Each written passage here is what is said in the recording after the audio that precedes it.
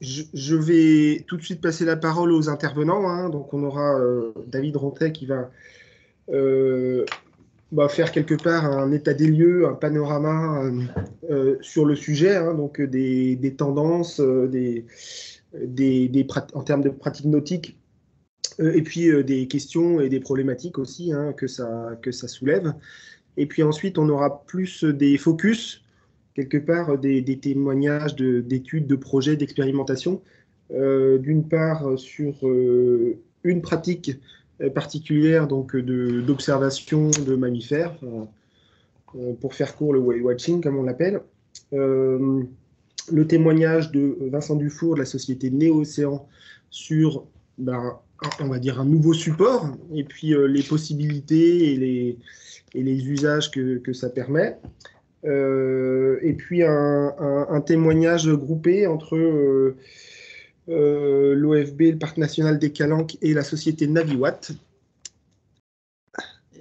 Voilà, donc sur une étude et puis une expérimentation ou un appel à expérimentation, mais vous le préciserez, autour de la problématique du bruit et donc la préservation des écosystèmes face à ce bruit des propulsions marines, hein, notamment.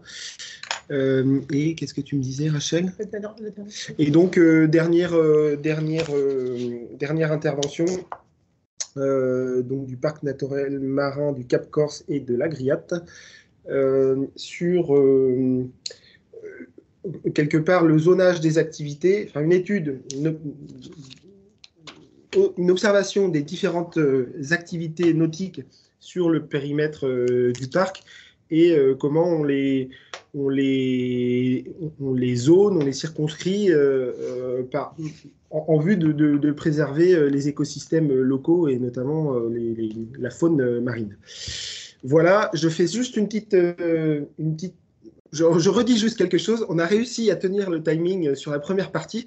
Et à la faveur notamment du désistement de William Villain, qui n'a pas malheureusement pu venir. Donc très bien, on est dans les temps. Bon, ben voilà, je vous redis à tous, le temps est contraint. L'idée, c'est évidemment d'intervenir et ça suscite, vous l'avez vu, pas mal d'échanges et de questions qu'on essaiera de valoriser et de prolonger par la suite. Mais malgré tout, il faut qu'on garde ce temps d'échange aussi à la suite de vos interventions. Donc, ben voilà, je crois que vous avez 15 ou 10 minutes, 15 pour les plus vernis et 10 minutes pour les autres. Ben, essayez de respecter ce temps d'intervention. Et David, je te passe tout de suite la parole. Bonjour à tous. Merci pour la présentation. Donc, Laure, il y a quelques mois, on m'a demandé d'intervenir sur les nouveaux défis et les nouvelles tendances. Alors, je ne suis pas sociologue, je ne suis pas chercheur, donc j'ai essayé d'avoir une approche plutôt sur des constats de terrain et faire remonter des constats de terrain, différents acteurs. Et on peut commencer à présenter, amener la présentation. Donc moi, je travaille pour une mission nationale du ministère des Sports, hein, qui aborde la question du développement maîtrisé des pratiques sportives. Et dans ce cadre-là, on n'a pas encore mis en place un observatoire, mais tout doucement, on monte en puissance sur cette question de mieux connaître les usages des pratiques sportives. Et c'est le premier constat qu'on peut partager tous, c'est, et ça a été dit en introduction, hein, qu'on a une nécessité d'améliorer notre compréhension des usages fins pour mieux les gérer. On peut passer à la suite, hein.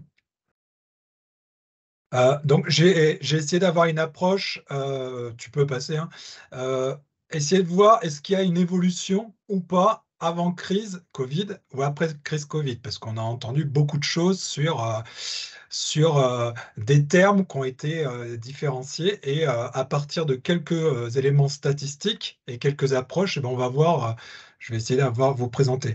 Donc avant crise, hein, on était parti sur à peu près 11 millions de pratiquants de sport nautique. Alors, dans les pratiques sportives dans la nature, hein, les sports nautiques, c'est pas les plus importants, hein. Les plus importants, bien entendu, on a la randonnée pédestre avec un usage de nos sentiers, par exemple, hein, qui sont assez conséquents, hein. On peut avancer, hein.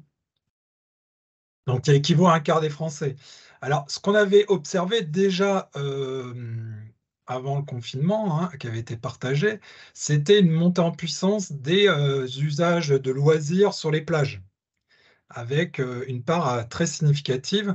On va dire qu'on est plutôt sur des niches, hein, en matière de pratique sportive sur la plupart de nos activités, mais pour les activités de plage, là, on est sur des phénomènes assez lourds, hein.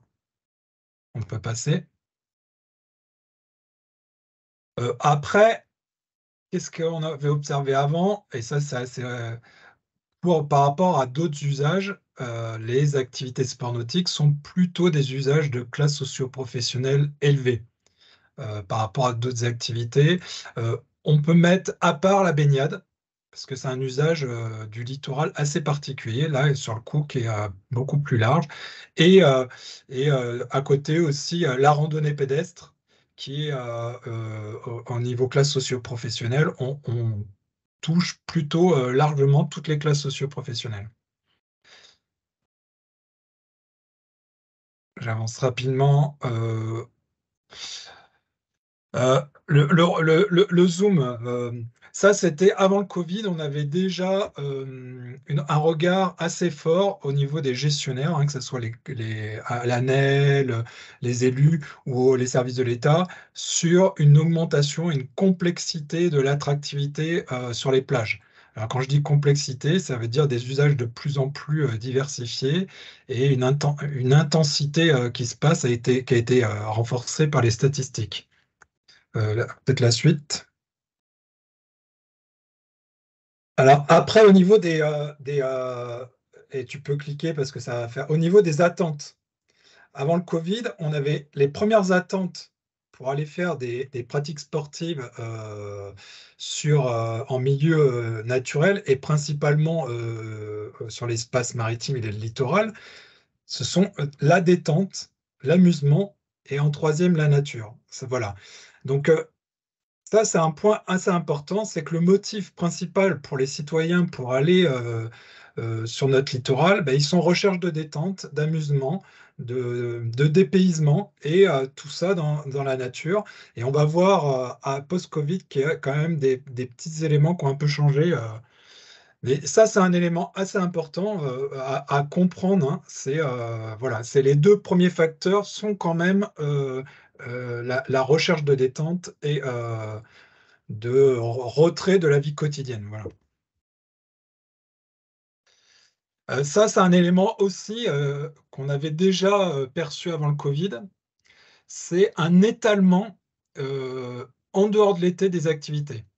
À part les activités de plage, qui sont, elles, centrées sur les vacances et les vacances estivales, toutes les activités sportives de nature, on perçoit un étalement sur une pratique de plus en plus à l'année.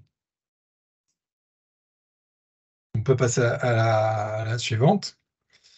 Après, avant le Covid, on avait déjà l'arrivée depuis. Alors, j'ai pris quelques 2018 articles sur l'arrivée de l'e-foil, les planches à foil électriques ou les planches électriques. Nous, à l'École nationale de voile et sport nautique, on est alerté, on est en veille sur les planches nautiques à moteur depuis les années 2010. Donc, on voit que c'est des usages, le foil, donc qui nous amène à un usage particulier de l'espace maritime, avec des vitesses, avec des, des déplacements dans l'espace maritime très différents de ce qu'on connaît traditionnellement, qui renvoie un peu toutes les donnes. Voilà, vous avez un IMOCA, là, un IMOCA, ça peut faire du 25 nœuds de moyenne ou du 30 nœuds. Et après aussi, sur la bande des 300 mètres, ben, on perçoit aussi de nouvelles pratiques. Le foil est arrivé et avec en 2000, ça c'est 2020, hein, Anglette, le maire d'Anglette qui interdit le foil sur toutes les plages en voyant arriver cette nouvelle pratique et qui a posé problème. Et Seignos aussi l'a suivi. Donc de nouveaux usages avec de nouvelles modalités de pratique. Je ne parle pas, là c'est le foil, on peut passer à l'image suivante et qui amène des problèmes les problèmes avant le confinement, ils étaient déjà là. On parlait de fréquentation. Là, j'ai mis l'exemple du territoire du GIP Littoral Aquitain, qui a fait une grosse étude sur la fréquentation parce qu'il y avait un problème. On avait déjà des questions de conflit d'usage, parce qu'on a un littoral.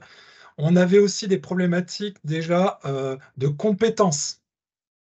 On voit le sujet des maires qui se retrouvent à gérer un littoral et avec bah voilà, une sensation d'être un peu seul pour gérer ces problématiques-là.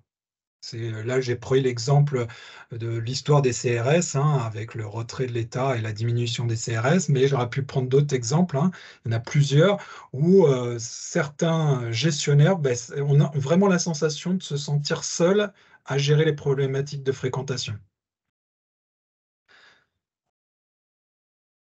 Alors là arrive le Covid. Et le Covid, il a fait émerger quelques sujets. Vous vous souvenez de l'histoire du Covid, on a fermé les espaces naturels et on les a réouverts. Et on s'est retrouvé à la réouverture des espaces naturels et tout particulièrement des plages avec un regard particulier, et un peu triste de tout le monde, d'une fréquentation non maîtrisée. De même, on a parlé plus de surfréquentation, mais on va voir, on a parlé d'hyperfréquentation. Et le constat a été, par exemple, sur le littoral, eh ben, des conflits entre le préfet maritime et le préfet terrestre. Quelle est la place des maires? Quelle est la place des gestionnaires? Et on a vu que là, quand il a fallu sortir du confinement, que la gestion de ces espaces-là était pas si claire que ça. Et résultat, ben, on a eu une sortie qui était pas si claire que ça et qui a fait émerger des problématiques exacerbées. On s'est retrouvé, bah, l'exemple que je vous ai cité, hein, l'école de surf en Bretagne, victime de son succès. Donc avec des années post-Covid où l'encadrement, les écoles de surf, de voile, etc., ont eu des gros volumes d'activité. On s'est retrouvé aussi avec des problématiques qui ont augmenté, des noyades qui arrivaient de plus en plus sur le hors-saison, dans des moments où la gestion des espaces de fréquentation, hein, les plages, on va dire, et même d'autres, eh bien, où les instances publiques eh ben, sont moins bien organisées, la gestion est moins bien organisée, et pourtant on a de la fréquentation. Euh, et, euh, et aussi, on commence une montée en puissance quand même du trop c'est trop. Et là, c'est l'exemple, c'est un article en bas que j'ai sorti d'une revue de pratiquants de sport de nature, hein. Trop, c'est trop. Comment faire face à la surfréquentation? Et je vous ai mis une petite photo en bas d'île d'Edic, hein, où on voit plus d'une centaine de mouillages et en même temps, on voit une fréquentation sur le sentier littoral de vélos, etc., etc. Donc, on voit que les questions de fréquentation sur notre littoral et notre espace maritime sont assez multiples. On passe à la... Alors, pour faire l'intervention, moi j'ai essayé d'essayer d'objectiver quelques points, hein. Donc, je me suis appuyé sur les nouvelles données du ministère des Sports avec l'INSEP qui fait un baromètre annuel de la pratique sportive. Et il y a eu en 2022 un volet un peu spécifique sur la sortie du Covid et un travail qui avait été mené sur l'OFB post-Covid sur les questions de fréquentation. Donc, pour essayer de voir quelles sont les nouvelles tendances, est-ce qu'il y a des nouvelles tendances, est-ce qu'il y a des nouvelles problématiques. On passe à la suite. Donc le premier point, c'est quel est l'état des lieux à la sortie du Covid par les gestionnaires d'espaces naturels. Donc là, les photos sont assez explicites, des sensations sur certains sites, voire peut-être beaucoup de sites, d'hyperfréquentation non contrôlée. Donc, avec des questions, on va dire, de sécurité, hein. Quand on est sur des photos comme ça, c'est des problématiques de sécurité, aussi d'impact sur les milieux, d'impact sur les espèces. Et on va un peu plus loin, aussi, quand on lit les revues, une sensation aussi des habitants d'avoir un changement brutal entre une non-fréquentation qui était Covid et d'un seul coup une fréquentation non contrôlée, explosive. Donc ça a été partagé par tout le monde. On peut avancer un tout petit peu. Voilà quelques constats issus du terrain. Alors ça, c'est côté le travail qui avait été fait par l'OFB. Donc, des primo-fréquentants, des personnes qui n'avaient pas l'habitude d'être en espace naturel, qui se retrouvent en espace naturel. Et ça, c'est partagé pas que par les acteurs gestionnaires des espaces naturels, c'est partagé aussi par les fédérations sportives. Ils se sont retrouvés avec des personnes qui n'avaient pas l'habitude de pratiquer et des nouveaux arrivants, hein, donc, ça amène des gens qui sont peu éduqués, peu sensibilisés à être dans la nature, peu habitués à être dans des espaces naturels et encore moins dans des espaces naturels sensibles. Donc, c'est des choses. Et par conséquent, sur nos usages, eh bien, on va dire un manque d'éducation sur quels sont les usages respectueux qu'on doit avoir dans la nature. Et après, un autre constat, mais là qui est partagé beaucoup par les centres nautiques et tous les acteurs des sports de nature et sports nautiques, une, un passage de vraiment être consommateur. Je viens chercher une activité de loisir et je consomme et j'ai des attentes très très fortes en offre de loisirs, comme on pourra avoir dans un parc de loisirs.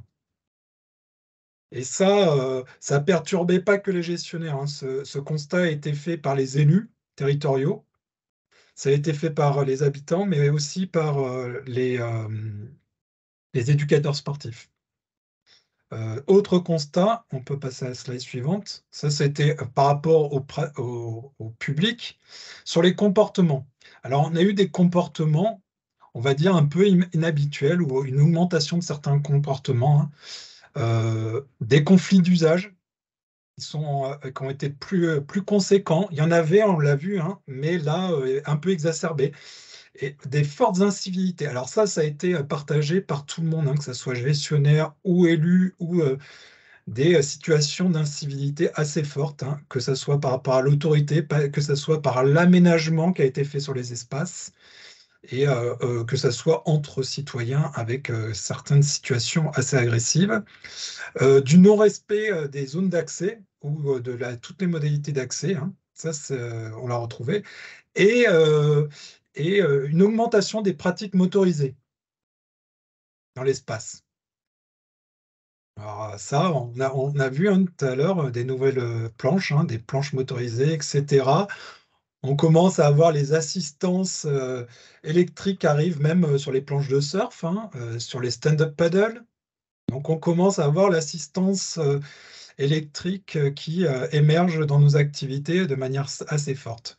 Et après, des pratiques de manque de civilité, que ce soit sur les déchets, sur les stationnements, des pratiques de bivouac ou plutôt de camping sauvage qui ont été en augmentation, etc. Donc ça, un autre comportement aussi, on s'est aperçu que des gens ont acheté du matériel de sport nautique qui était accessible de plus en plus, hein. Un stand-up paddle, maintenant, on le trouve dans un supermarché, pas un Décathlon, mais un supermarché. Et donc du matériel, ils achètent du matériel sans compétences et sans explication et se retrouvent à user ce matériel en dehors des normes d'usage, hein. On sort de la bande des 300 mètres, on le pratique à des endroits où on ne regarde pas les impacts, etc., ce qu'on avait de moins avant. Alors là, je vais venir sur un peu de statistiques pour voir est-ce que le constat, comment on peut caractériser ces évolutions? Est-ce qu'il y a des évolutions significatives au niveau macro, hein? Je n'ai pas fait du spécifique, hein. Au niveau de l'activité physique des Français. Donc là, on est sur une étude de l'INSEE, hein, assez conséquente. Depuis le Covid, il y a une augmentation. Qu'est-ce qu'on peut retenir de cette augmentation? C'est qu'elle est assez faible des pratiquants et elle est principalement concentré sur les pratiques régulières. En gros, les sportifs qui avaient une pratique régulière, eh bien, ils pratiquent encore plus qu'avant, depuis la sortie du Covid. Ça, c'est un point important. Le deuxième point, on peut passer à la slide suivante, c'est que ces pratiquants qui étaient réguliers, eh bien, ils ont encore plus étalé leur pratique sur l'année. Et surtout sur nos activités de sport nature, la saisonnalité chez les pratiquants réguliers a quasi été annulée. Et sur les sports nautiques, on le trouve. Sur les pratiquants réguliers, hein. Sur les pratiquants occasionnels, on va rester, et surtout ceux très peu occasionnels qui vont pratiquer une ou deux fois une activité dans l'année, on va rester sur une activité qui est liée à la saisonnalité. On peut avancer. Alors aussi, ce que ressort l'enquête, c'est une augmentation de la pratique d'activité physique en milieu naturel. C'était déjà une tendance qu'il y avait avant le confinement, mais qui a été exacerbée, hein, et une diversité des lieux de pratique. Donc ça c'est vraiment important. Et on a eu une augmentation de la pratique autonome. Donc, en dehors du cadre, en dehors des clubs, en dehors d'un éducateur sportif, qu'il soit professionnel ou associatif. Alors, quelques éléments sur les motivations. Vous vous souvenez, la dernière fois, on avait dans les motivations principales la détente, l'amusement. La sortie du Covid, la motivation principale des pratiques des Français, c'est la santé. C'est la santé. On retrouve la détente. Et le contact à la nature, qui était la troisième motivation, passe là en cinquième motivation. Donc ça, c'est important, c'est qu'on a des évolutions quand même sur les motivations de pratique d'activité physique et sportive des Français. Et là, ce qui est intéressant, je vous ai mis à gauche, c'est un diagramme qui est mis par araignée, par profil de pratiquants. Donc on a ce qu'ils ont appelé les pratiquants de plaisir. Donc eux qui ont une approche plutôt, une motivation de contact avec la nature assez forte, hein. On va avoir les pratiquants de santé. Là, on a une diminution de ce contact à la nature. On est vraiment sur la recherche de santé. Et on a ce qu'ils ont appelé les pratiquants ponctuels qui recherchent une aventure, ce qui est la micro-aventure, hein, qui est un peu dit au niveau touristique. Et là, on perçoit que la relation avec la nature est plutôt faible, hein. Donc, c'est assez. Moi, je trouve ça assez en tension, hein. On va chercher la micro-aventure et on a un contact avec la nature, etc., plutôt faible. Et c'est d'autres motivations qui nous amènent dans la nature. On peut avancer. Alors, concernant les sports nautiques, qu'est-ce qu'ils nous disent? Eh bien, à la différence de tous les sports, eh bien, les sports nautiques sont plutôt des sports qui ont une tendance un peu à la baisse.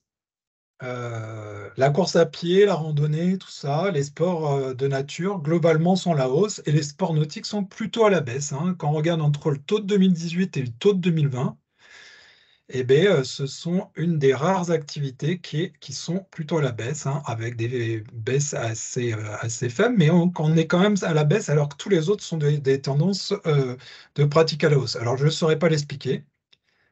Avant de lire ça, je m'attendais plutôt à une augmentation au dire des professionnels, au dire de tout le monde, mais le constat est que statistiquement, au niveau global, on est plutôt sur une baisse.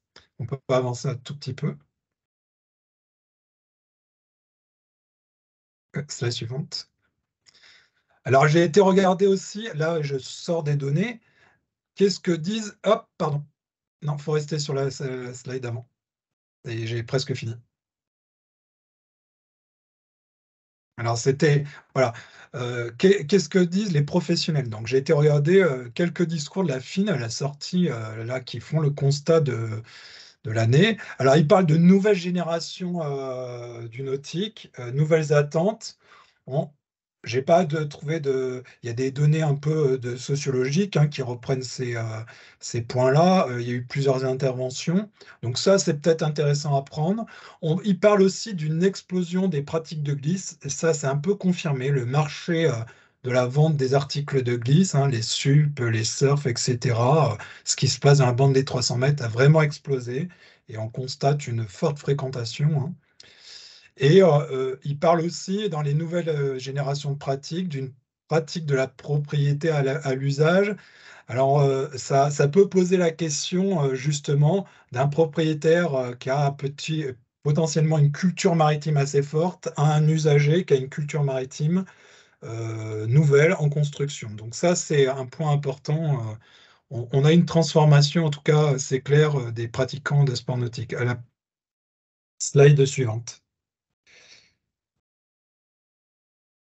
Alors, de tout ça, moi, que j'en sors quelques constats. Quand Rachel m'a demandé d'intervenir, je ne savais pas trop comment sortir de l'histoire, mais qu'est-ce que moi je perçois? Alors, c'est mes constats personnels. Euh, Étalement tout le long de l'année des pratiques, ça c'est un constat. Alors, il a été renforcé par les stats. Les pratiques régulières ont une augmentation forte toute l'année. Les pratiques occasionnelles primo-débutants, on va les retrouver plutôt sur la période de juin à septembre. Plus de, ça c'est clair, ou mai à septembre, c'est plus sur les mois de juillet-août, c'est faux. On va les retrouver sur une période un peu plus longue. Donc un étalement des pratiques à l'année, ça c'est un constat, une tendance forte. Une diversification, une densification des pratiques sur les espaces à forte attractivité. Donc les politiques touristiques et l'aménagement du territoire amènent des concentrations à certains endroits. Ça et qui amènent une concentration, donc une densification, mais aussi qui font que toutes les nouvelles activités aussi arrivent à ces endroits-là, donc une augmentation de la diversité des activités. Donc c'est là où on va retrouver le fouet qui va arriver, les motorisés, etc., le longe-côte. Donc on va avoir plusieurs problématiques d'usage et différents usages sur ces sites-là. Après, un étalement territorial des pratiques. Alors le fait qu'il y ait une densité d'activités sur les lieux attractifs, ça va amener certains pratiquants, des fameux pratiquants réguliers, à certaines périodes de l'année, à aller fréquenter de nouveaux espaces de pratique. Alors, soit parce que la technologie leur permet, le foil, par exemple, ou soit parce que ils retrouvent plus la sensation, ce qu'ils recherchaient dans les espaces dans lesquels ils pratiquaient il y a 10 ans. Donc là, on a aussi un étalement territorial des pratiques. Donc certaines zones qui étaient des zones peu fréquentées deviennent des zones un peu plus fréquentées. Et donc ça, c'est un constat qu'on commence à avoir de plus en plus. C'est la suivante, et ça sera, je crois, la dernière. Dans les pistes aussi, et un constat, c'est qu'on commence à avoir depuis plusieurs années, ça se renforce, des pratiquants de sport de nature qui deviennent des éco-engagés, des ambassadeurs, voire qui portent des messages assez forts. Je vous ai mis un colloque qui a eu porté par des sportifs l'an dernier, où il ressort quels sont les enjeux environnementaux pour les sports nature, alors qu'ils intègrent les sports nautiques. Et il y a des engagements, si vous regarderez, qui sont assez forts des pratiquants.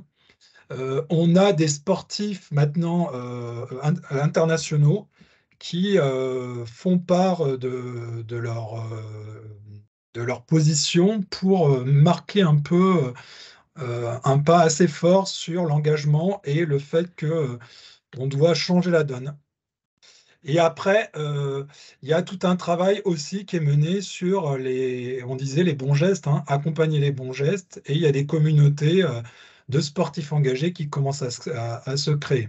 Donc ça, j'allais dire, c'est le côté un peu positif, c'est que derrière, il y a des acteurs qui peuvent, sur lesquels vous pouvez vous appuyer, que ce soit les fédérations ou certains professionnels, qui sont des grands ambassadeurs d'une pratique respectueuse de l'environnement.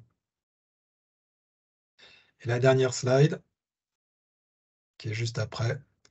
Et donc, avec l'OFB et plusieurs acteurs, on suit ce mouvement qui accompagne l'engagement des pratiquants de sport nature, et on a lancé voilà, une communauté qui valorise les pratiquants de sport nautique et les professionnels qui s'engagent pour la biodiversité, qui est la communauté sport et biodiversité.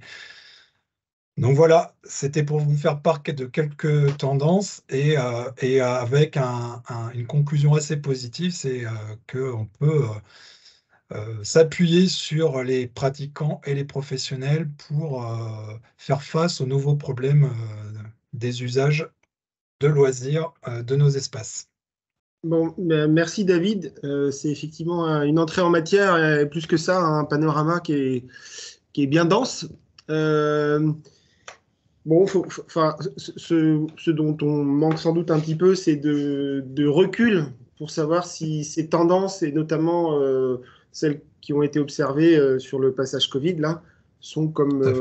on observe par ailleurs, des choses qui sont durables et qui ont été accélérées quelque part par cette période-là, ou si on va arriver plus ou moins à un plateau, voire redescendre un petit peu. Mais malgré tout, voilà, c'est quand même très riche. Je rebondis juste et je remets une couche sur ce que disait Christophe Ballet en ouverture. Ce sur quoi tu as pratiquement conclu là, sur l'engagement de sportifs et donc un peu de tête d'affiche, de tête de gondole dans les différentes disciplines. Donc, cette conférence qui se tient demain à l'université et qu'on co-organise avec le collectif de skippers, hein, ça part vraiment de là, la vague. On est typiquement sur ces sujets-là et bien sûr, dans ce collectif La Vague et parmi les initiateurs de ce collectif, et plus largement que ça, il y a aussi un certain nombre de skippers ou d'anciens skippers qui sont clairement engagés dans la prise de conscience des problématiques environnementales, et puis pour certains qui abandonnent d'une certaine manière la compétition, entre autres pour ces raisons-là, en tout cas, on commence à voir émerger des messages de ce type-là. Je ne me retrouve plus dans la perspective course au large actuelle. En tout cas, c'est plus en accord avec certaines problématiques et certaines valeurs, et qui font le choix de un peu se mettre en marge de ce qui est pourtant, j'imagine, leur passion et en tout cas leur métier, quoi. Donc voilà, je rebondis juste là-dessus pour pour tous ceux qui sont pas très loin de Lorient, n'hésitez pas à venir nous rejoindre demain. On vous accueillera encore avec plaisir, même s'il y a déjà du monde d'inscrits. Peut-être un dernier point, c'est que c'est très dur de faire une intervention sur ce sujet-là, parce que moi, je constate, c'est qu'on a un manque de connaissances, et ça, c'est partagé avec les collègues de l'OFB et de la DG AMPA, des usages de loisirs sportifs nautiques.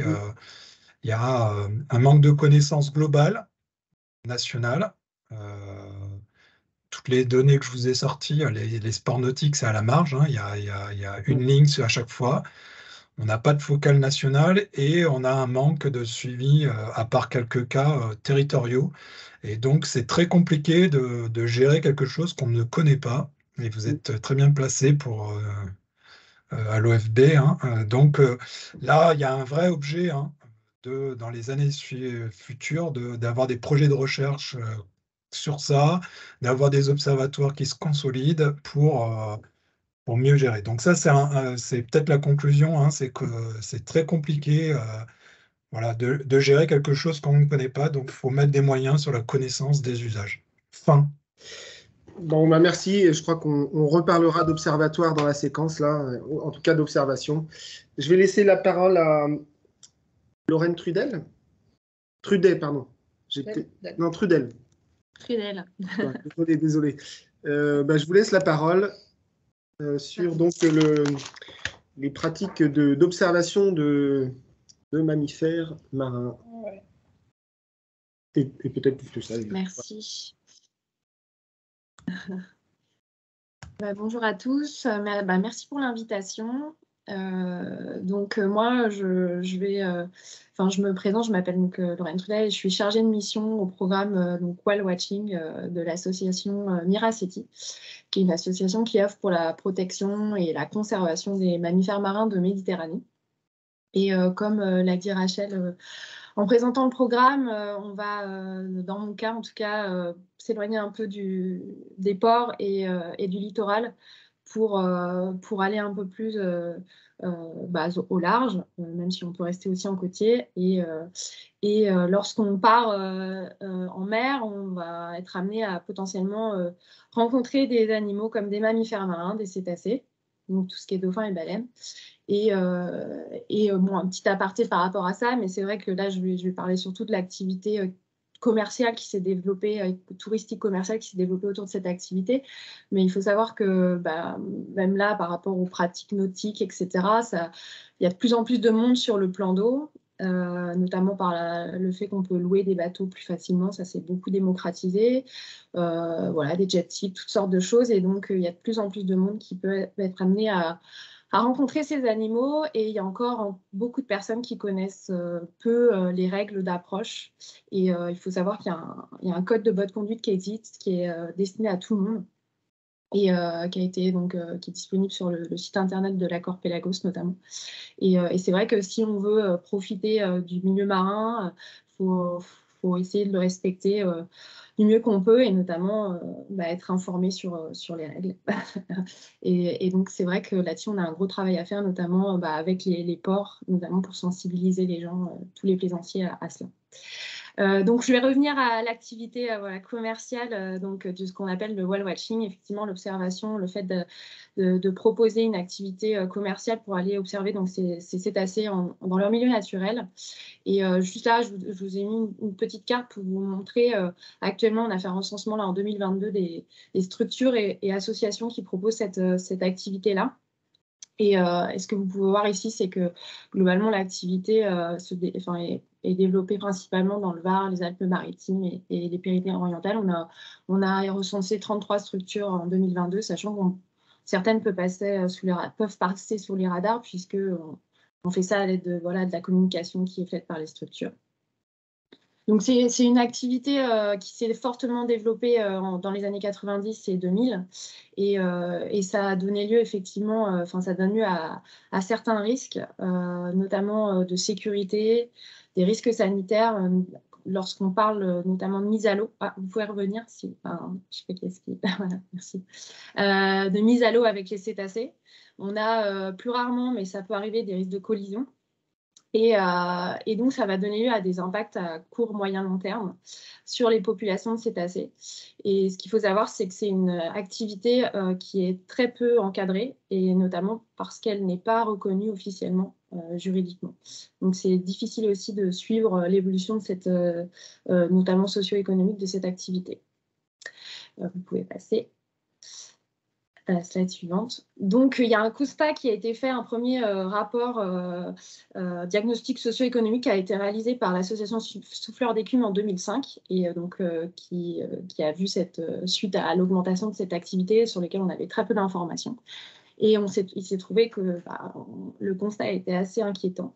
Et donc, il a été décidé de mettre autour de la table des instituts, des institutions publiques, des associations et des acteurs qui souhaitaient, des opérateurs notamment de structures, qui proposaient cette offre-là d'améliorer leurs pratiques autour de la table. Et a été créé du coup un label, et comme l'a dit Madame Tourelle, effectivement c'est quelque chose qui a été créé, l'initiative a été faite par une association, et donc ça a été créé en 2014, et donc vous pouvez passer, donc c'est le High Quality Whale Watching, la slide suivante. Et donc ce fameux label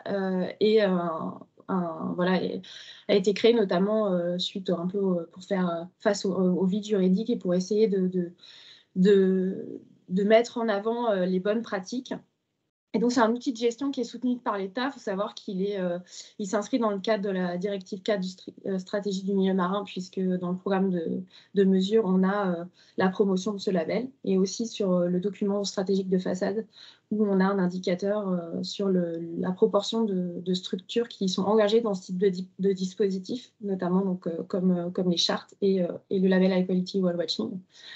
Donc ce label, en fait, on dit label, mais en fait, pour être plus précis, c'est une marque qui est déposée de la COBAMS, donc ils en sont propriétaires. Donc la COBAMS, c'est les accords pour la conservation des cétacés de mer Méditerranée, mer Noire et Manche et Atlantique adjacente.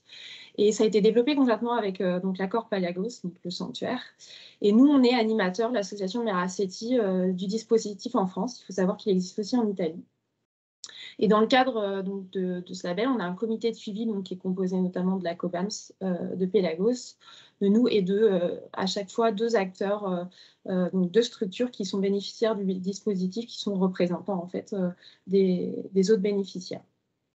La slide suivante. Donc, comment ça se passe? En fait, il y a eu un règlement d'usage qui a été dicté par donc, la COBAMS. Donc, vu que c'est un accord entre 24 pays, ce règlement d'usage est effectif pour ces 24 pays. Et après, c'est transposé à chacun des pays membres, donc dans le cadre d'un cahier des charges. Donc, nous, on a un cahier des charges qui peut être plus restrictif. Et il existe aussi donc, à Monaco, en Italie, et puis aussi à certains territoires comme à Mayotte, où le label a été développé pendant quelques années. La slide suivante. Et dans le cadre de ce cahier des charges, il y a certains engagements, donc les engagements qui sont du label, qui sont présentés, notamment des engagements en termes de formation, puisqu'on assure une formation de 3 jours qui rend éligible au label, des engagements auprès du discours qui sont donnés aux clients, qui est très important pour nous, aussi bien que les approches, donc avec un respect du code de bonne conduite dont je vous ai parlé tout au départ.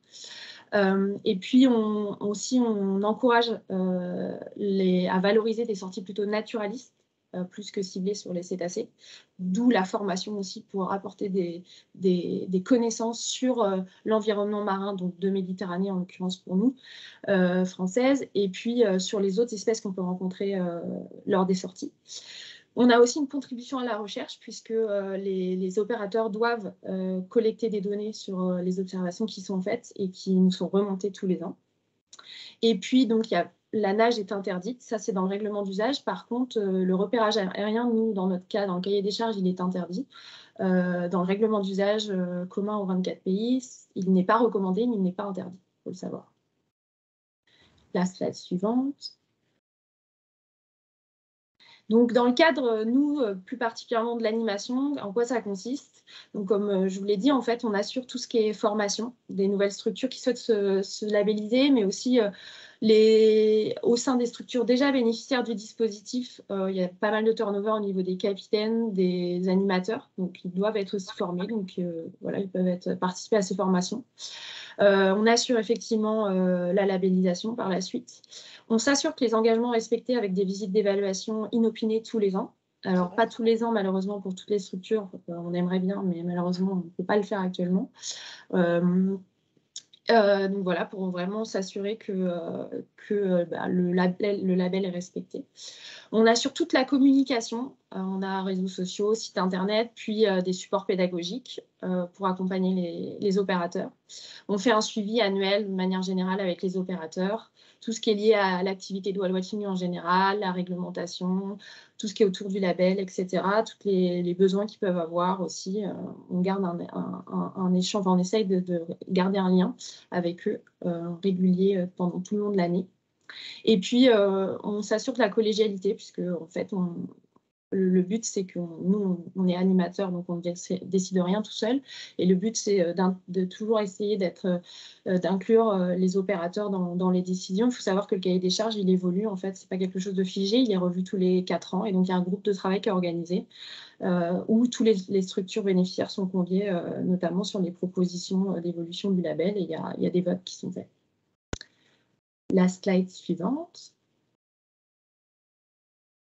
Et donc là, je voulais, pour finir, mettre en avant deux projets qu'on a en parallèle du label, qui est actuellement, donc un en cours, qui est actuellement qui est une étude de faisabilité sur le déploiement de la marque sur les façades Atlantique et Manche-Mer du Nord, donc a débuté l'année dernière, donc est soutenu par le ministère de la Transition écologique et de la cohésion du territoire. Et donc là, le but, c'était effectivement d'identifier les potentiels besoins et limites quant au développement éventuel en fait de cette marque sur ces façades, puisqu'on a eu des demandes, notamment il n'y a pas énormément de wall watching en tant que tel, il y a aussi pas mal de fog watching, mais notamment plutôt en Atlantique Sud, on a des structures, ça se développe de plus en plus. Donc il y a ces questions, voilà, on avait souvent des retours ou des demandes. Donc on s'est dit qu'il était temps de mener une étude, et donc auprès de toutes les institutions, les aires marines protégées, les différentes institutions et aussi les structures qui ont été recensées, on a fait un recensement. Et donc c'est en cours, et donc il y aura un rapport qui sera rendu là en juin, enfin en fin d'année, quoi. Et du coup, le but, c'est éventuellement de construire des lignes directives pour adapter cette marque-là à ses façades. La slide suivante. Et enfin, on a un autre projet qu'on est en train de construire. Donc, c'est vraiment un projet en émergence. Donc, c'est la co-construction d'un projet avec des partenaires qui est soutenu par la Fondation de France. Et donc là, le but, c'est vraiment d'améliorer la contribution des opérateurs en fait, de wall watching labellisés aux actions de connaissance et de gestion des aires marines protégées. Donc, c'est en lien avec les aires marines protégées. Et vraiment, le but, c'est notamment d'améliorer la collecte de données qui actuellement n'est pas standardisée et centralisée. Et donc, ça, on aimerait vraiment améliorer ceci et resserrer les liens entre justement les gestionnaires des aires marines protégées et les opérateurs de wall watching pour qu'ils soient vraiment inclus aussi dans le développement durable et les apports de connaissances. Et le but, c'est d'avoir une première réunion en fait, de concertation avec l'ensemble des partenaires, donc l'ensemble des aires marines protégées, certains acteurs comme la COBAMS, Pelagos, le ministère, etc., les DIRM, etc., pour discuter de ce projet-là et le monter. Voilà, je vous remercie. Merci pour cette présentation de cette initiative. Ah, tu dois avoir ton micro. Très intéressante. Une petite question qui va me servir aussi à faire le lien avec la présentation suivante. Est-ce que dans la charte ou en tout cas dans le projet autour de ce whale watching là, interviennent des préconisations, des critères autour des supports eux-mêmes, des bateaux, de leur motorisation, du bruit généré, etc. Non, alors on n'a pas d'obligation. Après, on encourage toutes sortes de choses, notamment par rapport à les questionnements sur les motorisations, l'hybride, voilà, le solaire, des choses comme ça. Donc, il y a déjà notamment des structures qui sont équipées de ce genre de choses. Après, actuellement, on n'a pas de règle, voilà, d'engagement par rapport à ça. D'accord. Ça fait le lien donc avec au moins les deux présentations suivantes. D'abord celle de l'entreprise Néo. Et donc, oui, Néo-Céan, je vais le dire en entier tant qu'à faire. Et j'essaye de vous retrouver dans mes... voilà. C'est ça, c'est la première.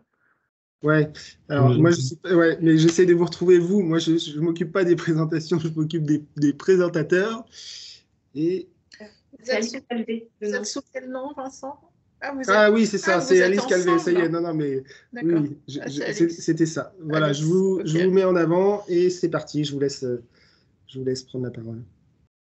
Ok, d'abord, je voudrais remercier les organisateurs d'avoir pensé à nous inviter parce qu'effectivement, chez Néo-Céan, on a vraiment l'environnement et la préservation des écosystèmes marins au cœur de notre ADN. Pour info, moi je suis océanographe biologiste marin. J'ai été chercheur enseignant pendant une vingtaine d'années, notamment sur les récifs coralliens. Et c'est pour ça que j'ai eu l'idée de créer les overboats. En fait, c'était parce que j'étais très frustré. J'utilisais beaucoup de bateaux à moteur et j'étais très frustré en allant sur des fonds où il y avait extrêmement poissonneux, de voir que quand on arrivait en bateau, c'était une catastrophe parce que tous les poissons s'enfuyaient. À l'époque, on n'avait pas les données qu'on a aujourd'hui sur l'émission de CO2, le bruit, etc. Vous voyez une photo d'avion, là, enfin de drone plus exactement, montre que même au niveau du sillage, l'overboat évite de faire le moindre sillage. Donc notre objectif, c'est vraiment de réduire. Je pense qu'on peut dire que c'est le bateau motorisé qui a le moins d'impact sur l'environnement marin. Slide suivante.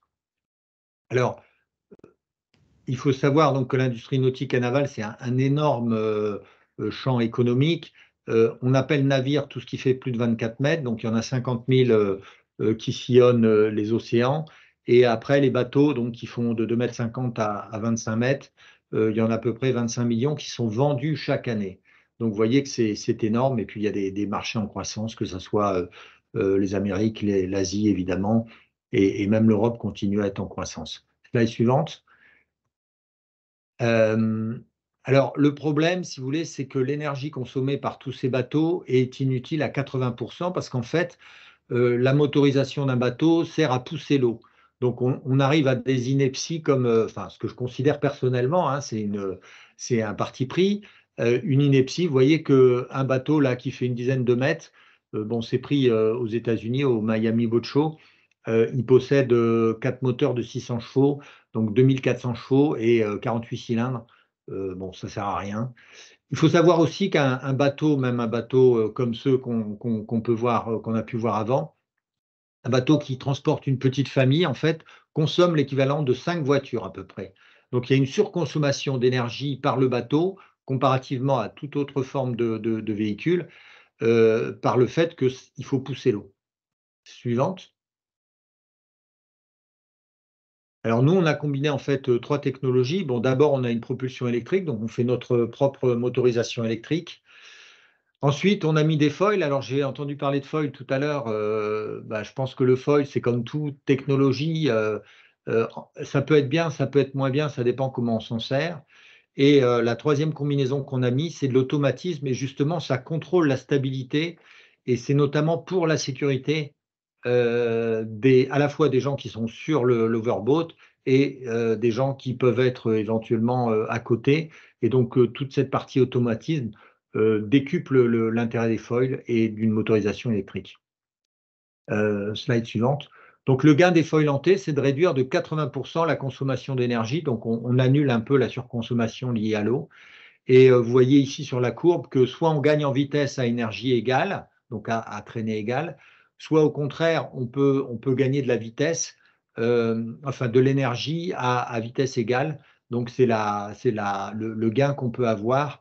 Et c'était un des objectifs de l'overboat, c'était de permettre, avec une petite motorisation, d'arriver à la vitesse d'un petit bateau à hors-bord, parce que sinon c'est le déplacement à la voile, et dans ces cas-là, évidemment, c'est très aléatoire. Donc là, je reviens, excusez-moi, je n'ai pas fini. Je voulais simplement dire que la propulsion électrique seule ne diminue pas le besoin d'énergie d'un bateau. Elle améliore le rendement du moteur, puisque un moteur électrique a un meilleur rendement qu'un moteur thermique, et elle fait moins de bruit, ça c'est indéniable. Mais intrinsèquement, le besoin d'énergie reste le même. Et nous, c'est là-dessus qu'on a voulu travailler. Slide suivante. Donc là, on est sur... alors ça, c'est un projet que je vous permets de voir. On est sur un bateau beaucoup plus gros que ce que je vais vous présenter. Ça, c'est un projet, donc le bateau n'est pas encore commercialisé. Notre système permet de contrôler les foils, alors même sur l'overboat actuel, le bateau actuel, 100 fois par seconde. Et c'est tout à fait le principe d'un drone ou d'un avion qui est contrôlé électroniquement. Et on a 4 surfaces portantes. Donc, je ne vais pas être très long là-dessus. S'il y a des questions après, je pourrais y répondre. Suivante. Voilà, et donc le résultat, c'est qu'on peut avoir un engin qui est dual, qui est à la fois un bateau sur lequel on peut monter dessus, qui est un bateau immatriculé dans les règles de l'art, etc. Et c'est aussi un drone de surface qu'on appelle des USV, qui peuvent être très intéressants pour les parcs marins, pour la surveillance d'espèces marines sensibles. Je pense notamment à la présentation sur les cétacés. Donc on peut mettre des caméras embarquées, on peut transmettre à distance évidemment toutes les informations, sachant que ça a des qualités qui n'existent pas sur d'autres engins de ce type-là. Et c'est très sécurisé, donc il y a toute l'électronique permet aussi de sécuriser complètement le système, c'est-à-dire que ça soit en cas de panne, en cas de choc, etc. On peut avoir une sécurité totale sur l'embarcation. Slide suivante.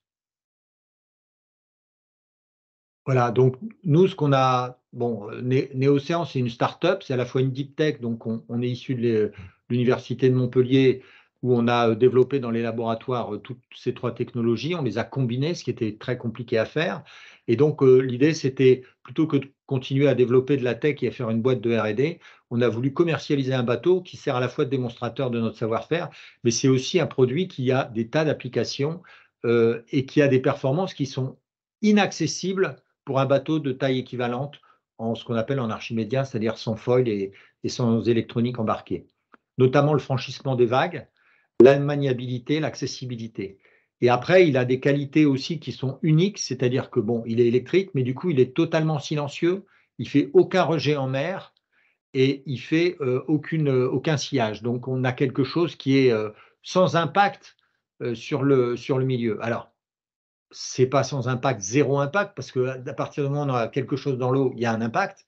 Je suis d'accord avec vous, mais je pense que même les voiliers, on pourrait considérer qu'on a moins d'impact parce que les voiliers, ils ont de l'anti-fouling. Je crois que avant que j'arrive, on en a parlé. Et nous, comme c'est un bateau léger, on peut le sortir tous les jours, on n'a pas d'anti-fouling. Slide suivante.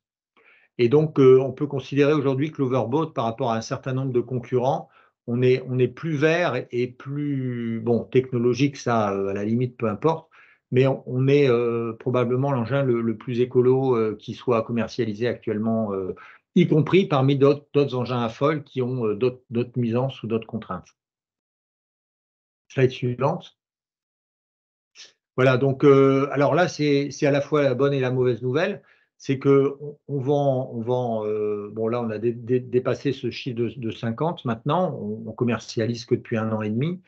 Et la bonne nouvelle, c'est qu'on vend y compris à l'international. La moins bonne, c'est que malheureusement, en France, on a du mal à convaincre.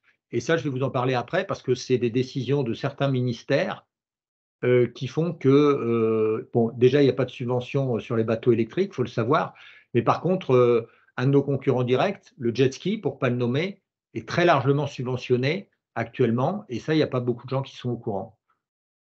Slide suivante. Voilà, donc, alors, on m'avait demandé de faire un petit bilan des bases de location. On a 2 ans d'exploitation des bases nautiques. On a aussi des overboats sur une base sportive qui est le stade olympique. Donc, ça sert aussi en eau douce pour suivre des entraînements en canoë-kayak ou en aviron. On a des bases en Méditerranée, et en France et à l'étranger. Alors, le problème qu'on a pour la France, puisque la France est un cas unique sur le soutien au jet ski, c'est que c'est une décision qui vient du fait que le jet ski est considéré, enfin les loueurs de jet ski par le ministère des Sports ont eu un agrément comme organisme de formation. Donc je vous laisse apprécier le côté formation d'une base de location de jet ski. Et du coup, ils ont le remboursement de la TICPE. Alors c'est quoi sur ce nom barbare? C'est simplement la moitié du prix de l'essence consommée. Donc plus une base de jet ski consomme, plus elle a un remboursement par Bercy, grâce à un agrément du ministère des Sports de l'essence qu'elle consomme. Et donc, nous, on ne peut pas lutter face à ça puisque notre bateau est plus cher à l'achat. Par contre, la recharge électrique coûte 1 €, mais devant vous voyez, l'essence augmente, mais en fait, pour les bases qui vont louer cet été, ça ne leur fera pas grand-chose parce que ils ont la TICPE qui est remboursée. Ça représente à peu près 3 000 € par an et par jet ski, d'après nos calculs. Et dernier point, le bilan carbone entre un overboat et un jet ski a été calculé sur 5 ans. Par overboat, on économise 35 tonnes de CO2 équivalent. Voilà. Donc les ministères, le gouvernement continue à subventionner un bateau qui émet 35 tonnes de plus et nous n'avons pas de subvention. Et donc, on est plus commercialisé à l'étranger actuellement. Quelques détails, les performances et l'autonomie de l'overboat augmentent actuellement.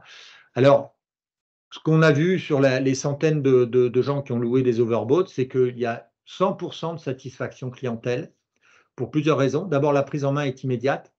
Grâce au côté drone et automatique, si vous voulez, il n'y a aucun apprentissage. Vous montez dessus, vous avez une gâchette, vous accélérez, vous volez. C'est même plus facile, j'allais dire, qu'un vélo électrique ou une trottinette. C'est pour tous les âges. On peut commencer à 14 ans. C'est sans permis puisqu'on a 4,5 kW. Et il y a des gens de plus de 80 ans qui ont pu utiliser l'overboat. Ça vole à partir de 8 nœuds et c'est très surprenant, notamment parce que c'est une capacité, une stabilité par mer agitée. Alors, très important par rapport à ce qui a été dit précédent, on a des bases, la plupart des bases ont soit des bateaux à moteur, soit des planches de e-foil. Toutes les bases ont eu des accidents ou des incidents avec des planches de e-foil et nous n'avons eu aucun accident et aucun incident avec les overboats pour 3 raisons. Un, il ne peut pas se retourner. L'électronique fait qu'il atterrit sur l'eau s'il y a une tentative de retournement. Il y a des grands sportifs, pour l'anecdote, comme Antoine Albo, qui ont essayé de le retourner. Ils n'ont pas réussi à le retourner. Ça, c'est le premier point. Et ensuite, vous êtes sur un bateau, donc c'est plus large, c'est totalement stable, que ce soit à l'arrêt ou en navigation. Et donc, il n'y a pas de risque. Et en plus, comme il est silencieux et que vous êtes au-dessus de l'eau, vous avez une très bonne visibilité. Vous avez une très bonne capacité à percevoir l'environnement, puisque vous n'êtes pas ennuyé par du bruit ou autre chose, ou le sillage. Et donc, vous êtes le bateau est très facile, très maniable. Alors, on sort actuellement une version biplace qui va être plus intéressante pour les professionnels comme les parcs marins. Il va aller plus vite, il va être stable jusqu'à des conditions de mer encore plus élevées. Et grâce au payload total, on pourra avoir une version qui pourra avoir beaucoup plus d'autonomie, jusqu'à 4 heures d'autonomie en fonctionnement. Donc, si vous comptez les arrêts ou les ralentis, on pourrait avoir une journée d'utilisation d'une version qui serait destinée aux professionnels. On espère que ça soit à la fois pour la sécurité en mer, pour les parcs marins, pour des activités de recherche ou d'études ou de surveillance du milieu. Et donc, le 150 biplace, il sera beaucoup plus destiné à des usages professionnels qu'à des usages récréatifs. Slide suivante. Voilà, donc on est soutenu par pas mal de structures. On a les labels Green Tech du ministère de la Transition écologique et on est soutenu également par l'ADEME et par d'autres fondations. Voilà, je vous remercie. Eh bien, merci pour cette présentation. Alors, s'il y a des questions, bon, déjà, vous pouvez échanger dans le chat, là, vu que le temps est un peu contraint, je le répète, mais bon, c'est le jeu, hein, toute la journée, ça va être comme ça. Voilà, on aura peut-être un temps d'échange très, très réduit là, sur cette séquence-là, mais n'hésitez pas, bon, vous avez les contacts, etc. Et puis, je passe la parole tout de suite. Alors, je ne sais pas... parmi vous trois, Yannick, C'est Sandra et Julien d'abord. Sandra et Julien qui prend la parole. Mais je vous passe la parole et puis on continue sur le sujet au moins de la problématique de bruit due aux propulsions. Voilà, donc on tire ce fil-là. Je vous laisse la parole. Merci. Oui, bonjour. Alors, je vais commencer. Donc, Sandra Ronde-Cariou à l'OFB, chargée de mission à la délégation de façade Méditerranée. Et on fait cette présentation à 2 voix et Yannick Villevaud de Naviwatt est en back-office s'il y a besoin. Donc voilà, peut-être donc il y aura Julien aussi du Parc des Calanques, Julien Tavernier, qui vous présentera le deuxième sujet. Donc moi, pour ma part, je vais vous présenter l'étude que l'on a menée à l'OFB. Alors, je veux bien que vous passiez à la slide suivante, s'il vous plaît. Donc, on a réalisé cette étude parce qu'on était pilote dans le cadre d'une mesure du PAM. Et donc, on a réalisé cette étude en 2020. Et l'objectif était d'appuyer les gestionnaires d'aires marines protégées et faciliter également la prise de décision pour les armateurs. Et je n'ai pas précisé, on est bien sur les navires de transport à passagers. Donc, toute la batellerie en fait qui existe. Donc pour ça, on a lancé un marché et donc le prestataire retenu était Naviwatt. Et donc, on a travaillé sur 3 phases. La première phase était une campagne de mesure sur 2 types de navires. Donc, les navires, et je précise on a travaillé avec des armateurs volontaires. Donc, il a fallu qu'on trouve des armateurs volontaires sur 2 types de navires, donc thermiques et à la fois hybrides aussi, et ce, dans 2 aires marines protégées, à la fois le Parc national des Calanques et la réserve naturelle de Scandola. Donc, Naviwatt a réalisé un rapport par navire dans le cadre de cette campagne. Ensuite, il y a eu une deuxième phase de travail sur l'optimisation énergétique d'un navire choisi parmi ces 4 navires étudiés. Et l'idée, c'était mais on détaille cette phase juste après, et on a eu un rapport de la part de Naviwatt aussi sur ce travail-là.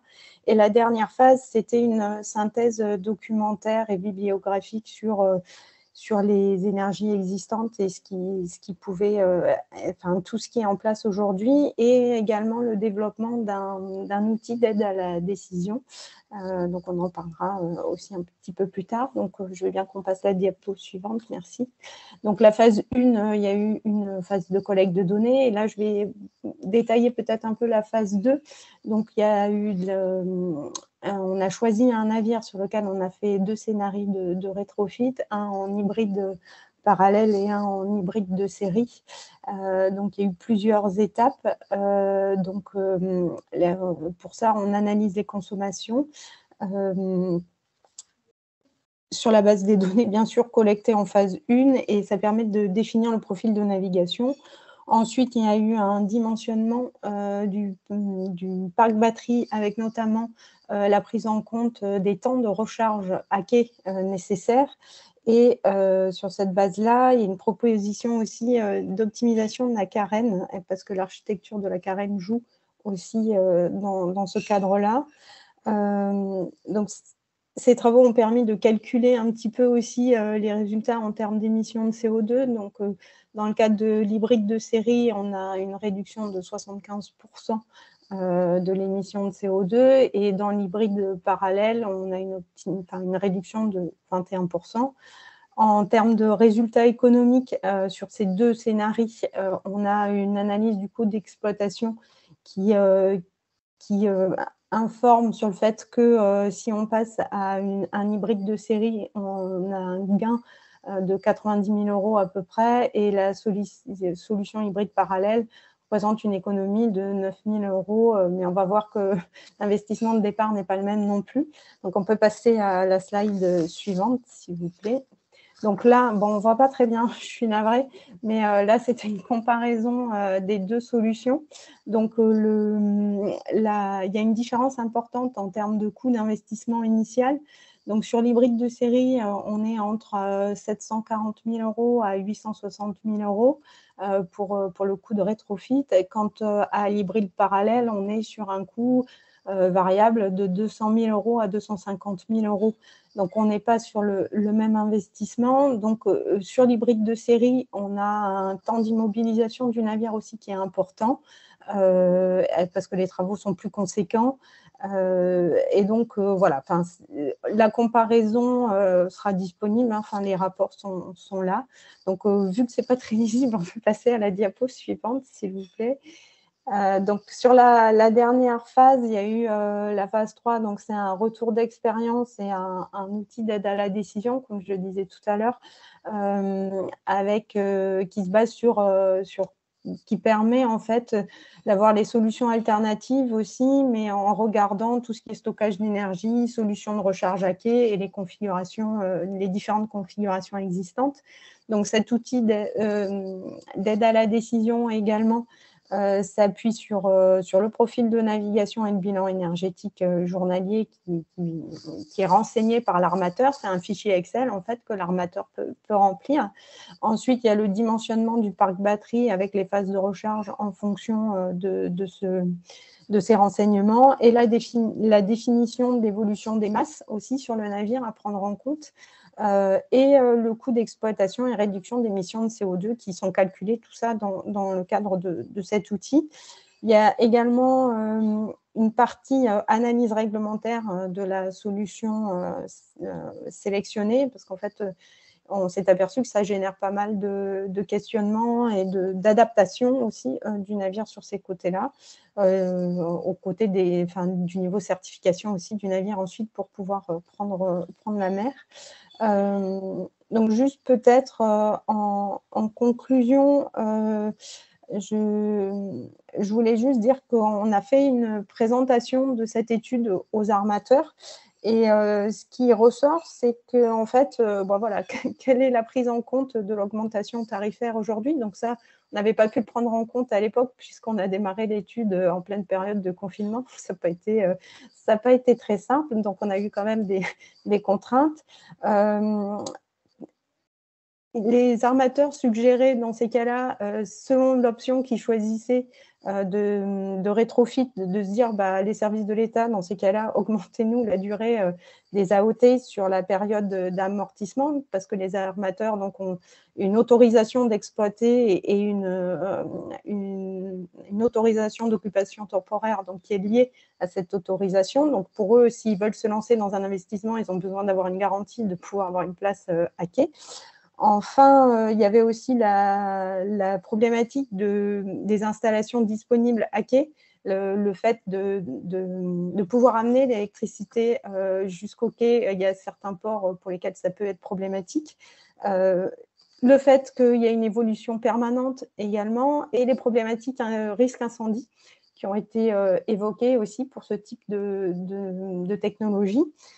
Et alors, ce qui était surprenant et appréciable, c'est que les armateurs ont fini par conclure que, en fait, pour baisser la consommation d'énergie, le tout était de baisser la vitesse, finalement, dans leur rotation. Parce qu'en fait, ce que je n'ai pas dit, c'est que ces bateliers, ils ont un contexte de rotation assez nombreuse dans la journée.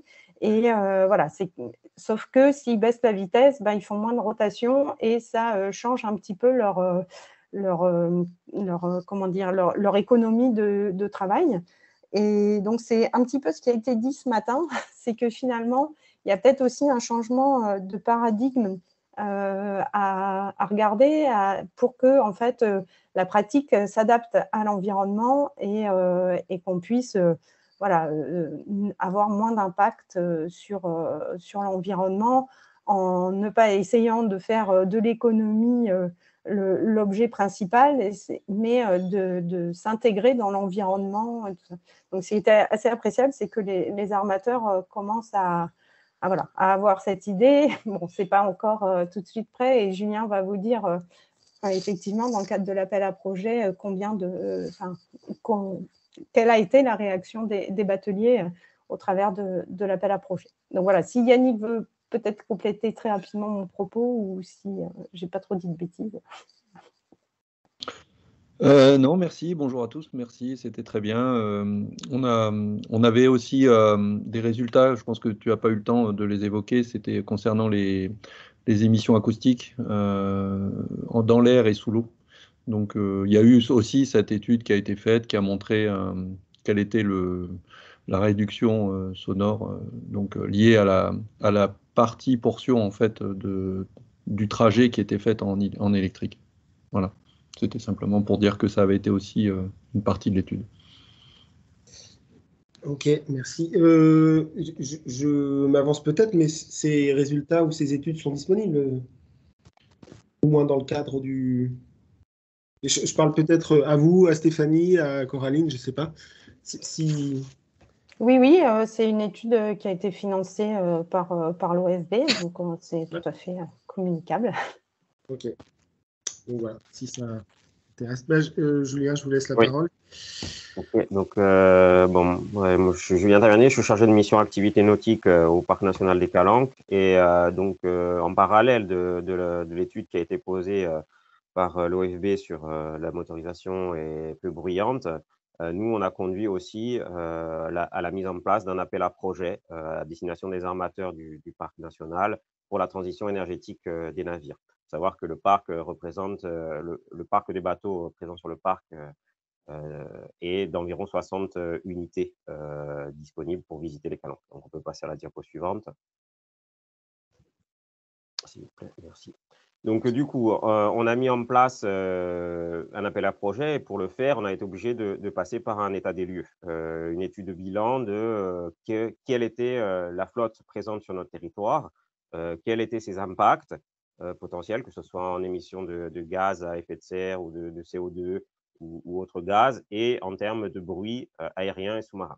Donc, ce qui a été fait, on a récolté des données auprès des armateurs avec un bureau d'études qui était le bureau d'études Mauric, qui a été lauréat pour ce suivi-là, avec 19 entretiens téléphoniques avec l'ensemble des armateurs, quasiment qui couvraient l'ensemble des armateurs du territoire pour avoir les données sur leur navire.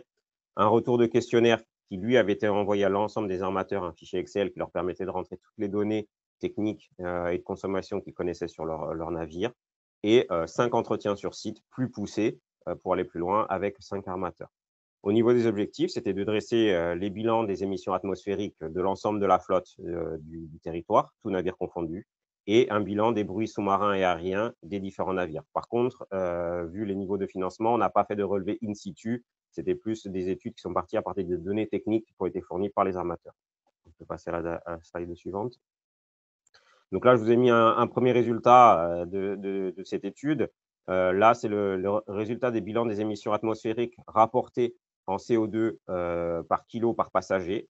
Donc, ce qui a été montré dans l'étude, c'est qu'en valeur absolue, alors certes, un gros navire va polluer plus, hein, il n'y a rien de très surprenant dans l'étude, mais un gros navire qui vient de loin va polluer plus en termes absolus. Par contre, si on rapporte ça en termes de kilos par passager, les navires les plus impactants, que ce soit en termes de CO2 et on le verra aussi en termes de bruit, sont les semi-rigides qui sont présents sur le territoire. Un gros navire va, lui, comme il a une grande capacité de transport, diminuer la part de CO2 par passager.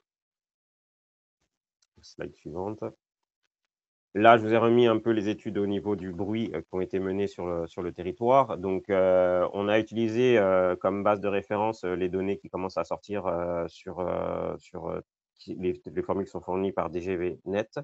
Donc, les conclusions qui ont été faites, c'est qu'en phase de visite, il n'y a pas de problème, donc ça les phases lentes dans les calanques, pas de problème pour respecter les recommandations qui sont un peu les normes actuellement qu'on peut trouver. Par contre, en phase de transit, donc ça, c'est les phases où ils vont sur le site, on avait un navire qui était au-dessus des recommandations et 5 navires en vigilance. Donc, les problèmes étaient surtout liés à des montages rigides des moteurs de propulsion directement sur la coque, donc qui augmentent le bruit rayonné et donc du coup les vibrations. Et le facteur principal du bruit est l'hélice qui est le principal contributeur pour la plupart des navires, surtout en phase de transit, où en fait la cavitation va être l'endroit où le bruit va être généré, la cavitation de l'hélice, ce qui va générer le plus de bruit en sous-marin. On a réussi à montrer que la différence sonore entre l'air par rapport à un hybride, par rapport à qui sera en électrique par rapport à un thermique est forte. Sur la partie marine, alors ça c'est une autre étude qui l'a montré, on gagne en puissance entre l'électrique, en puissance de son injecté dans le milieu entre l'électrique et le thermique de quelques décibels. Par contre, le facteur le plus problématique pour le bruit reste la vitesse. C'est-à-dire qu'on a une corrélation linéaire entre la vitesse et le son impulsé dans le milieu. Et donc, plus on va vite, et plus cette force d'énergie impulsée dans le milieu va être très forte, et bien évidemment. Et au-delà d'une certaine vitesse, comme on est sur des hybrides parallèles sur le territoire du parc, ce qui va générer le plus de bruit, c'est-à-dire qu'on a fait des tests sur un navire, qu'on arrive à 10 nœuds, comme ils utilisent la même ligne de propulsion, c'est la cavitation de l'hélice. Donc en fait, le différentiel, au moins au niveau aquatique, en sous-marin, au bout d'une certaine vitesse, il n'y aura pas de gain ou très peu entre la propulsion électrique et la propulsion thermique. Slide suivante. Donc ça, les objectifs, c'était on a du coup lancé un appel à projet suite à cette analyse qui a été faite sur les navires les plus polluants, les plus impactants. Donc là, on avait réservé le premier appel à projet que pour les navires existants sur le territoire du parc avant la mise en place de la réglementation, c'est-à-dire 2012, et les plus gros navires pour avoir des technologies disponibles et abordables sur le marché.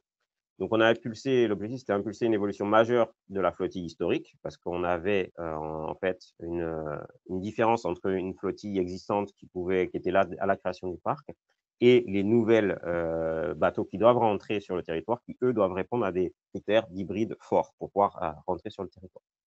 Donc, c'est accélérer l'évolution vers la flottille moins polluante et moins bruyante, générer un effet d'entraînement avec une partie des armateurs qui vont se lancer en espérant entraîner les autres, et quelque chose de reproductif vers les zones aires marines protégées. Dans les critères qui étaient fixés par cet appel à projet, c'est que 25% de l'énergie totale engagée, on doit atteindre en fait ces cibles-là. C'est que le navire doit tendre le plus possible vers 25% de l'énergie totale engagée au cours du trajet d'origine décarbonée, que 60 à 70% de la distance en cœur de parc soit faite avec cette énergie décarbonée, et qu'on ait une réduction notable des émissions sonores, qu'elles soient aériennes et sous-marines. Donc, il faut travailler sur les différents types d'endroits où on peut gagner en termes de bruit. Une enveloppe budgétaire de 700 000 € qui a été financée à la fois par du plan de relance et on a été aussi lauréat du fonds d'intervention maritime géré par le secrétariat d'État à la mer, qui nous a donné aussi de l'argent pour pouvoir compléter ce fonds, cet appel à projet. Diapo suivante. Donc, en termes de résultats, pour l'instant, on a eu une première relevée qui a été faite. Donc, c'est 4 armateurs à l'échelle de notre flotte qui ont été soutenus pour l'hybridation et le refit de 4 navettes. Donc, on n'a pas de projet de nouveaux navires, mais on a des refits en hybride parallèle qui ont été proposés. C'est 320 000 € investis via l'appel à projet actuellement, en plus de ce que les armateurs, eux, vont investir, parce qu'on amène 20% du montant global. Donc, on amène 20% jusqu'à une limite de 200 000 €. Et on a, depuis 2023, un nouvel appel à projet qui va aller jusqu'au 7 mai et qui s'ouvre cette fois-ci à l'ensemble des navires du parc national. C'est-à-dire qu'à priori, sur le premier appel, on était exclusivement sur les navires qui étaient là avant 2012 et qui n'étaient pas des voiliers, qui n'étaient pas des semi-rigides, parce qu'on estimait que les technologies n'étaient pas suffisamment mûres sur ces navires-là. Sur le deuxième appel à projet, on a décidé de l'ouvrir à l'ensemble des armateurs. Et si un des armateurs a une solution technologique qui marche pour son semi-rigide ou pour des plus petits navires ou pour du voilier, on est prêt à étudier le dossier. S'il répond aux critères que je vous ai présentés tout à l'heure, il pourra être éligible et obtenir un financement dans le cadre de cet appel à projet. Je crois que c'était la dernière diapo.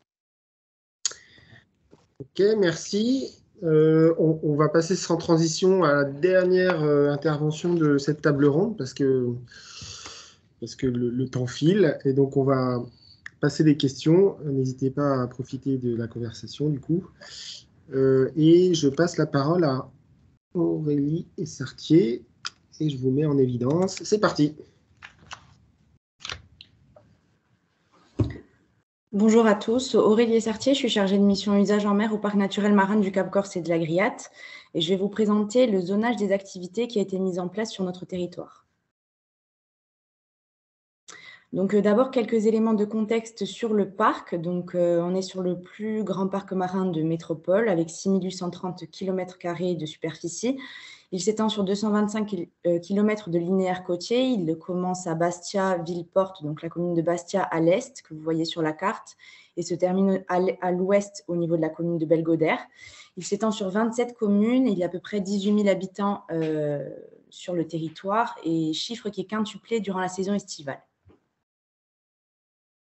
Donc, ce que nous sommes en train de faire au parc marin, c'est de construire en fait un observatoire des usages de loisirs et de la fréquentation. Donc, l'observatoire s'inscrit dans notre enjeu 5 du plan de gestion des usages ancrés dans le territoire et respectueux du milieu marin.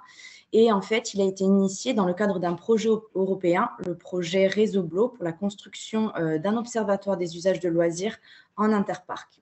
Donc concrètement, dans notre observatoire, on a inséré en fait 8 grandes catégories d'activités, la plaisance, le transport de passagers et la promenade en mer, les activités de sport motonautique, les activités de loisirs sur les plages, les activités de loisirs sous-marines, les activités de loisirs nautiques non motorisées, la pêche de loisirs ou encore les activités de loisirs aériennes motorisées, parce qu'on va avoir en fait des semi-rigides qui proposent en fait du loisir aérien, des bateaux semi-rigides motorisés avec une aile delta. Je suis désolée, je branche mon ordinateur. Si je reprends, donc pour l'observatoire, ce qu'on a fait, c'est que notre parc est assez récent. Donc, le décret a été signé en 2016 et notre plan de gestion a été pris en 2019. Donc, on n'a pas pu forcément travailler sur l'ensemble des activités que vous pouvez voir à l'écran. Et on commence vraiment à acquérir des connaissances depuis 2020. Donc, on s'est vraiment concentré sur des activités en particulier, comme les activités de plaisance et de loisirs sous-marines, parce qu'à l'échelle de la Méditerranée, on va avoir le plan d'action pour le milieu marin et des volets stratégiques qui ont été rédigés, spécifiques au mouillage et à la stratégie plongée. Donc, je ne rentre pas forcément dans le détail, mais si vous avez des questions a posteriori, j'y répondrai. On a également beaucoup travaillé on travaille actuellement en fait beaucoup sur le transport maritime de passagers et la promenade en mer, qui sont vraiment vecteurs d'une fréquentation importante sur certains secteurs de nos territoires, et sur la pêche de loisirs pour mieux caractériser les pratiques et gérer au mieux l'activité. Donc, on va avoir finalement 2 échelles de travail. Une échelle parc, où on va vraiment acquérir de la donnée sur l'ensemble du parc, et vraiment des sites pilotes pour suivre plus régulièrement la fréquentation sur ces sites au regard des enjeux. On peut passer. Donc, ce qu'on a fait dans un premier temps, en fait, pour acquérir de la donnée et caractériser les usages et la fréquentation à l'échelle du territoire, c'est qu'on a sectorisé le parc en 121 secteurs en fonction de nos plages et avancées rocheuses, en fonction des limites communales et en fonction des limites de l'arrêté préfectoral qu'on a pris sur tout le pourtour du parc qui réglemente le mouillage des grosses unités, donc des unités supérieures ou égales à 24 mètres. Et cette limite a notamment été prise par rapport à la limite inférieure des herbiers de Posidonie. On peut passer.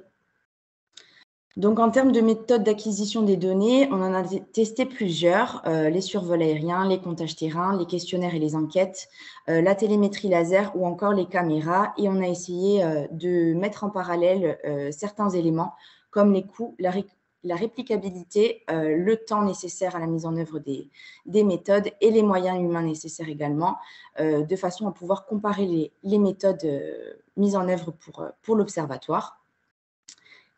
On peut cliquer. Dans l'objectif, finalement, pour nous, d'obtenir des données spatialisées. C'est ce vraiment sur quoi on essaye de s'atteler, peu importe la méthodologie qu'on essaye de mettre en œuvre. Et donc là, je vais vous prendre, par exemple, ce qu'on a mis en œuvre dans le cadre des questionnaires et des entretiens.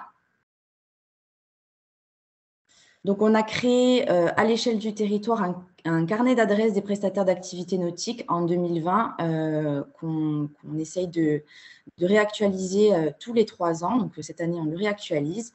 Et donc, on va récupérer pas mal d'informations auprès des prestataires d'activités, soit en entretien bilatéral, soit par téléphone, sur la localisation de leur structure, siège social, siège d'implantation, coordonnées GPS, leurs coordonnées de type téléphone, mail, site web, les activités qu'ils dispensent, les caractéristiques de ces activités, le type de service proposé par la structure, est-ce qu'ils adhèrent ou non à une plateforme de gestion-location, et ensuite on s'attelle à temporaliser les activités, en tout cas avoir une période d'ouverture, une période dans l'année, savoir quand est-ce qu'ils proposent finalement leur activité sur l'année, et on spatialise également les activités. Donc, finalement, on peut avoir cette carte que vous voyez à l'écran qui nous permet d'avoir un état des lieux des prestations qu'on peut avoir dans le parc en termes de loisirs nautiques. Donc, au final, on a recensé près de 105 socioprofessionnels dans le parc, mais également en dehors, parce qu'on a des prestataires qui se trouvent sur des communes limitrophes du parc, mais qui proposent des activités qui se déroulent à l'intérieur. Donc, on a comptabilisé également ces prestataires. Et donc, on va avoir des activités qui se dégagent plus que d'autres. Donc, par exemple, les sports motonautiques à propulsion humaine de type paddle, kayak, c'est la première activité qu'on va retrouver dans le parc, avec 21% des socioprofessionnels qui la proposent. Et en deuxième lieu, la plaisance à moteur, avec près de 19% des socioprofessionnels qui proposent de la location de navires de plaisance. Donc, finalement, comme je vous l'ai dit, vous pouvez voir sur la carte qu'on va avoir, on a une spatialisation en fait, des activités sur déclaration des socioprofessionnels, et on essaye de le faire pour chaque catégorie d'activité. On peut passer. Et on essaye, du coup, via la sectorisation du parc qu'on a réalisé, de tirer également certaines données de fréquentation. Et là, on a pu avoir, par exemple, sur cette carte, une densité d'activités par secteur. On peut passer. Cette densité, on a également essayé de la représenter par rapport au carroyage de référence de l'OFB d'1 000 nautiques par 1 000 nautiques pour avoir les activités qui s'exercent un peu plus au large par rapport à la sectorisation qu'on avait réalisée. Ensuite, on peut recliquer. Je vais vous présenter rapidement ce qu'on peut acquérir via des données de survol aérien. Donc, on a réalisé plusieurs campagnes de survol aérien sur notre périmètre, donc 4 en 2021 sur certaines communes fréquentées du parc marin et 3 en 2022 sur l'ensemble du parc, donc toujours pendant la saison estivale qui est finalement la saison où on va avoir le plus de fréquentation sur notre territoire. Et là, par exemple, vous avez une carte d'une projection sur des données de plaisance et des usagers des plages sur une journée en 2022 qui nous permet finalement de définir des hotspots de fréquentation sur certains secteurs de notre territoire. On peut recliquer. On travaille également en fait sur des méthodes de comptage sur le terrain directement qu'on couple généralement avec de la télémétrie laser. Donc, au niveau des comptages terrain, pour connaître et zoner finalement l'ensemble des activités, on essaye notamment d'avoir des données sur les activités de plaisance, en essayant de caractériser le type de motorisation, la taille des navires, savoir s'ils ont l'AIS ou pas sur le bateau. On essaie également de catégoriser l'ensemble des activités de loisirs nautiques qu'on va avoir sur les secteurs et de comptabiliser les usagers sur les plages et en zone de baignade. Et généralement, on couple nos suivis à de la télémétrie laser pour la plaisance. Donc, ça nous permet finalement, c'est une monoculaire qui nous permet de géolocaliser les navires au mouillage. Et ensuite, on essaie de croiser ces données de géolocalisation des navires avec la cartographie des biocénoses benthiques et essayer de voir s'il y a justement encore de l'ancrage sur les herbiers de Posidonie et de Cymodocée. Donc, les agents du parc, en fait, s'attellent vraiment à de la sensibilisation de manière régulière sur le terrain et à du contrôle, mais on se rend compte qu'il y a encore de l'ancrage dans les herbiers, donc c'est un effort que l'on doit poursuivre. Vous pouvez cliquer. On travaille du coup aussi sur, en ce moment, en fait, on expérimente des dispositifs de caméras, donc différents capteurs qu'on essaye de mettre en place dans le cadre d'un contrat de recherche et développement avec un bureau d'études actuellement sur certains secteurs de notre parc pour différentes raisons. On va en positionner en fait dans un cantonnement de pêche pour assurer la surveillance du cantonnement. On en positionne également au niveau de nids de balbuzards pêcheurs, puisqu'on a des arrêtés interpréfectoraux de protection de biotope pour le balbuzard pêcheur. Donc, on a 5 nids qui disposent d'un AIPB. Et on essaye de voir, en fait, d'essayer de corréler l'envol des balbuzards avec les activités nautiques qu'on peut avoir sur ce périmètre. Et également, on positionne des capteurs sur des secteurs surfréquentés de notre territoire pour essayer finalement de récolter le même type de données qu'on acquiert via les comptages terrain, mais cette fois de manière automatisée et beaucoup plus régulière. On peut cliquer. Donc finalement, juste avant, s'il vous plaît. Donc finalement, notre second objectif via l'ensemble de ces méthodes, c'est vraiment de les mutualiser. On se rend compte qu'on a vraiment besoin, c'est indispensable de mutualiser les méthodes d'acquisition de données suivant les besoins qu'on va avoir sur notre territoire. On peut passer.